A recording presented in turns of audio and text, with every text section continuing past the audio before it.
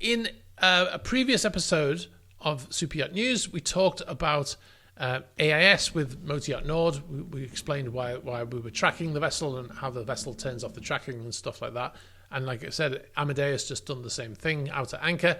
By the way, IMO regulations state that you must have your AIS switched on whilst at sea and at anchor. So that boat is violation of IMO laws right now, right outside of San Diego.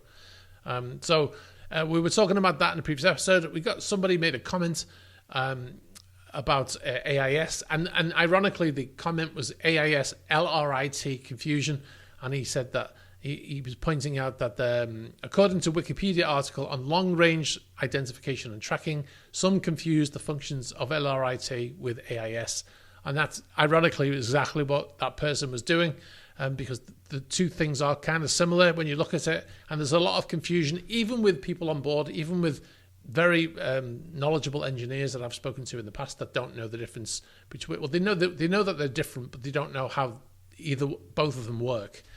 And what he said here is that because he was curious as to how AIS can be tracked when it's only got a range slightly greater than line of sight. We've got a video that we made a couple of years ago. It's the most comprehensive AIS video. I actually put a link in the comments and said, go and watch our video. You might learn something. I'll put the link in this video as well. If you haven't seen it, it never did very well, surprisingly, but it is, like I said, the most comprehensive AIS video you'll ever see.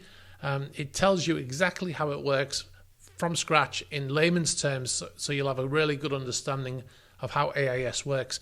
And the bottom line is AIS broadcasts VHF, which is, like he says, not much further than line of sight because the world is round, right? Unless you're a flat earther, you'll accept that the world is a sphere, and therefore the limits of AIS is about 15, 20 miles.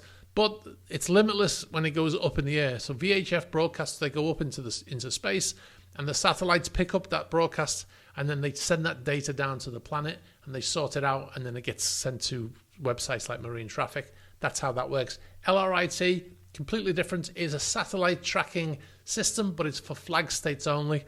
And basically, when you're registered with a flag state, you have to broadcast your location to them about 5 times a day. It's completely separate. And like he said, they often get confused, and he did. So just wanted to put that out there. Check out that video. It's a really good video, if I do say so myself. Hi, thanks very much for watching this video. If you want to see the full news videos, click on the link over here. And if you'd like to find the channels, you can find the links below here. Thanks for watching. Don't forget to subscribe.